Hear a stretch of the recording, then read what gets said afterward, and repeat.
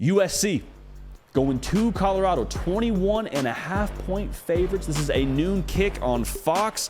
USC, man, did not look phenomenal defensively against Arizona State. Had some good showings, had some good things on tape, but even so, man, it kind of felt like Arizona State was able to catch them slipping just a little bit in Tempe. Now, to be fair, they emptied the clip. We'll talk more about that here in a second. USC, this is your chance to turn the volume down on what people are saying about your defense. That's kind of been the running storyline, is USC's not playing defense, USC's not doing this. What happens when they play Utah? What happens when they play Oregon? Like Colorado, make no mistake about it, that is a good offense. They got their problems on the offensive line without a doubt. Shedeur Sanders, I think he's for real. Jimmy Horn Jr., I think they're for real. Dylan Edwards. Like they have a lot of very legit playmakers.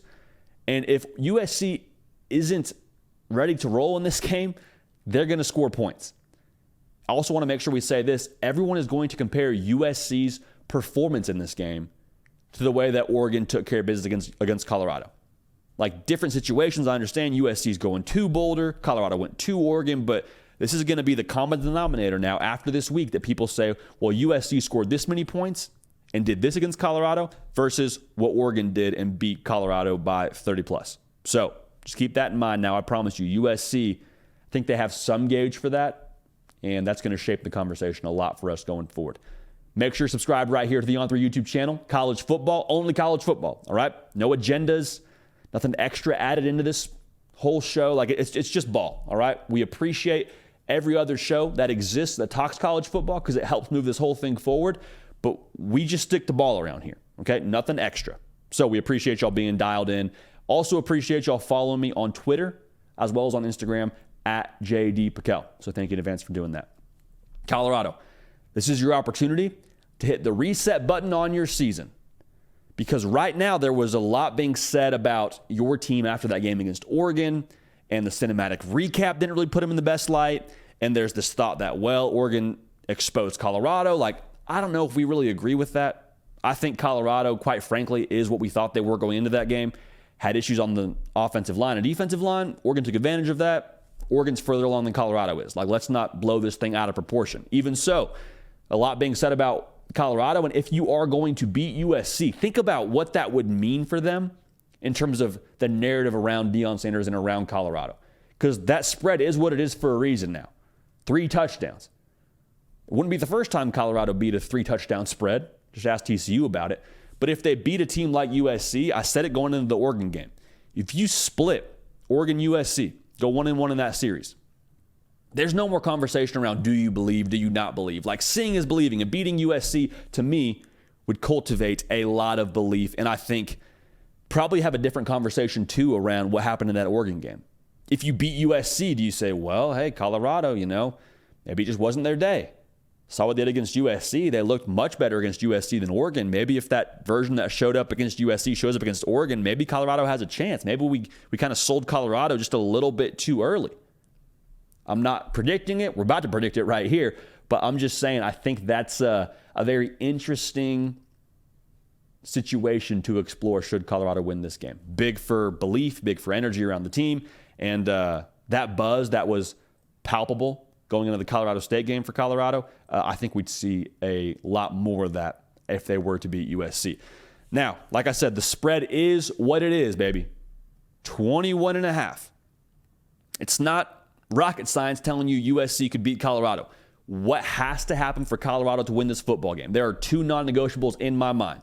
First one, penalty issues you saw against Oregon, 12 for over 100 yards. That cannot be the case in this game. Just there's no way around it. That cannot be the reality for Colorado in this football game. You cannot spot a team like USC 100 yards of field position. If you do that, you're going to have a very similar box score to what you had against Oregon. And I promise you, they will score 40, if not more. All right? Second piece of this. Colorado has to start fast. They have to start fast, especially offensively. Because the strength of this team is those playmakers on the outside. It is Shedeur Sanders. And you cannot get behind against this Caleb Williams-led USC offense. You just can't. You're not coming back from 14-0 against USC. As good as Colorado is, if you spot them 10 yards in a 100-meter race, you're not catching up. Just the reality. So you have to start fast. can't get behind with that Ferrari of an offense that USC has. So if Colorado, not even jump ahead of USC, if they can just kind of trade scores in the first quarter, let's say it's 14-14 in the first quarter, first half, whatever you want to put to it, then Colorado has a chance to, one, kind of keep pace with USC. That's the first part. You're not behind, obviously. Second part of that, kind of rejuvenate some belief. I mean, Deion Sanders even said going into the Colorado State game, they had about 85% of the team that was believing in what they were doing. I wonder what that looks like after the Oregon game. If you start matching scores with USC and you have that quick start, rejuvenate some belief internally. I promise you that. So the chess game that I'm watching right here is between Sean Lewis and Alex Grinch. Sean Lewis, the offensive coordinator for Colorado. Alex Grinch, the defensive coordinator for USC. USC has better personnel up front, but they got gamed up against Arizona State. Like, they were absolutely getting schemed up. Colorado can win one-on-one if they're able to earn/create those one-on-one matchups. And Sean Lewis has called phenomenal games all season long for Colorado. I don't think the game against Oregon was the exception. I think you were just, quite frankly, out-personneled up front. But how do you create those matchups? How do you create a one-on-one for Xavier Weaver or a one-on-one for Jimmy Horn Jr.? Tempo is one part of it. So getting small chunk plays, whether it's a 10-yard pass or maybe it's a 7-yard run with Dylan Edwards, getting those small plays that kind of create some rhythm for your offense, and then getting to the line quickly and not allowing USC to check with the sideline and play some kind of complex coverage. You just got to line up and be man-to-man. Now, it may not be that case every single time, obviously. That's not how defenses work at the collegiate level, but you hear what I'm saying. As many man-to-man situations you can create for Colorado, that's what you need to attack. Because USC, they put it on tape last week against Arizona State, who does not have as good of playmakers as Colorado does. If you get one-on-one with them, you're going to have a chance. You're going to have a chance. So, Sean Lewis creating those matchups, being able to put Shedeur Sanders in a position to expose those, that's going to be paramount to them starting fast and being able to score points against USC. It's there for the taking. I want to make this very clear. This USC defense, God bless them, they are not the outfit that you played against with Oregon last week. That's not disrespecting USC. That's just telling you what my eyes see. Now, the defensive personnel for USC, especially on the defensive line, I think they are better. I think they do have more up front than Oregon did. So that's going to be very, very important for them to be able to get Shedeur Sanders on the move and be able to put him in positions where he can get the ball out quick. We can't have a situation where Shedeur Sanders is taking a 5-step drop, sitting back there waiting for someone to get open. Like these Colorado wide receivers, they have to separate early. I saw a lot of jam coverage from Oregon where Shedeur Sanders takes a drop and he's looking around. Nobody's open because nobody's getting off the line. Oregon's just out physicaling them on the perimeter. So going fast helps probably create more situations where you don't have that jam coverage that USC could play, and just as a whole allows Shedeur Sanders to get rid of the ball quickly and not have to depend on that offensive line holding it down, because it's not going to work if that's the case. Now for Alex Grinch, the defensive coordinator for USC, this is going to be a very telling game for him in my opinion, because we talked about it a lot this offseason. Like, you went to the portal, you got some better pieces on the defensive side of the ball to where nobody is really questioning, do you have the guys for USC? I know what I just said about Oregon and their defense, but I'm talking about just as a whole for USC. You have the guys to be successful. What it comes down to me is schematically being able to put them in position to succeed and being dialed in, man. Because for Alex Grinch, man, if they're not in position, that run game is going to do what Arizona State did last week. And I understand that Arizona State has a better offensive line than Colorado, but Colorado, I think, has more in that backfield with Dylan Edwards. If they're able to expose the inside zone that Arizona State was able to expose, and they get something rolling up front, well, then Alex Grinch is going to have a really difficult time being able to kind of restructure that in-game, in my opinion, being able to kind of reset the game plan. That's going to be tough. And the other part of this, if you're not able to have your guys in position on the back end, they will expose you. Like we talked about with Colorado. If you're not able to play their guys straight up, if you're not able to have everybody on the same page in the secondary, it doesn't take much for Shedeur Sanders to be able to find that and expose that quickly. So I'm not saying this is the Alex Grinch put up or shut up kind of game, but I am saying this is the kind of situation where USC up front should dominate. And when they dominate up front, your secondary has to capitalize because that's going to force Shedeur Sanders to make some downfield throws that could potentially favor your defense if they're in position. So going to be a very, very big game for Alex Grinch in that set, having his defense ready to roll in that situation. So here's the glaring issue for me when it comes to Colorado. Colorado has to do something in the run game defensively. Like there has to be something done, whether it's schematically, whether it's attitude-wise, whether it's personnel-wise. There has to be something done for them to stop the run.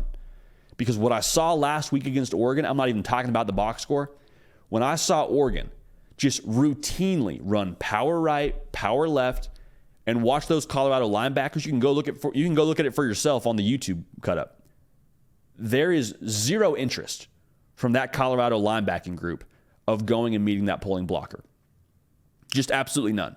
They wanted no part of playing power run. Now USC against Arizona State, they ran a fair amount of power. Marshawn Lloyd got downhill with bad intentions. I don't know what it is for Colorado. Maybe you put another safety in the box.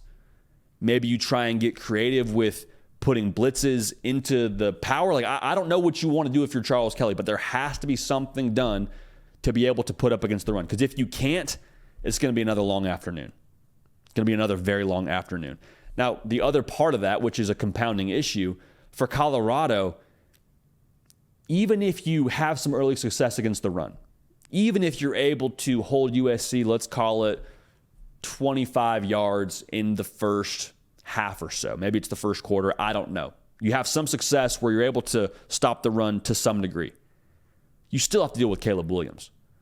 And what this USC offense is built to do with Lincoln Riley, they want to spread you out.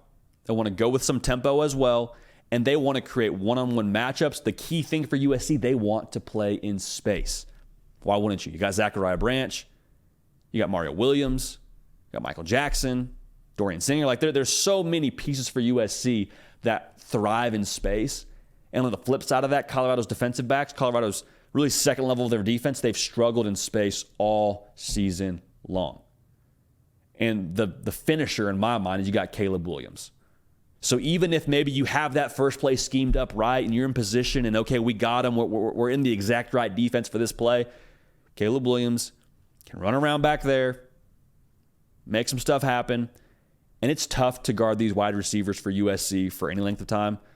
But when you go from having to guard them for a 2-second count to a 4-second count, somebody's going to get open. There's going to be big plays to be had. I haven't even mentioned Brendan Rice just yet. So I think the USC defense has legit issues. I want to make that very clear. I think they have issues. What I saw against Arizona State was extremely concerning. It's one game. In October, they will really have to have a put up or shut up kind of game against Notre Dame. But if they don't bring it in this game, Colorado will score points. Now, the other thing I think Colorado actually will score points. How many? That's kind of the major question, I suppose. But I think that's going to be something that we see from this offense. I don't think it's a situation where they just get shut out to a degree like they did against Colorado. They scored 6 points, but you hear what I'm saying. It was tough sledding for Colorado in that game. I think they have a little bit more rhythm offensively. But at the end of the day, man, I think USC has too much firepower. And I think the defensive front for USC will eventually get home enough against Shedeur Sanders to keep that offense from matching pace with USC. The over-under in this game is right around 71. Feels like a lot of points, but I would not touch that 21.5-point spread against Colorado, even what we saw last week. I think USC wins this game 45-24. I think if you're USC, you come away from this game and say, all right, defense made enough plays, but like, hey, we got what was good enough for Colorado is not going to be good enough for Oregon, not going to be good enough for Notre Dame. For Colorado, that stress test we talk about for them, we go through another week of that. Sort of gets amplified because if you drop those 2 games in a row and you have 80 guys through the transfer portal that all just got there, that's going to be a very, very telling week after where, especially with so many new guys, like, do we see them come together and say, okay, hey, we're all here for one purpose. Let's get this thing figured out. Let's get rolling. That was a tough 2-game stretch. Let's get back to what we wanted to do. Or is it a thing where, hey, we all just got here. We don't have the history that maybe some other teams have together. Like, We all transferred for our own self-interest, which is fine. It's why you transfer, for your own situation. But do we see that sort of start to pull them apart? I'm not insinuating anything. I'm just asking the question if the game goes the way that I just predicted. So, big game for USC, big game for Colorado. Cannot wait to watch it. We're going to learn a lot about both those programs. Hey y'all, thanks so much for watching. Subscribe to the channel here to make sure you don't miss an episode of The Hard Count. Also be sure to check out other videos on the On3 YouTube channel.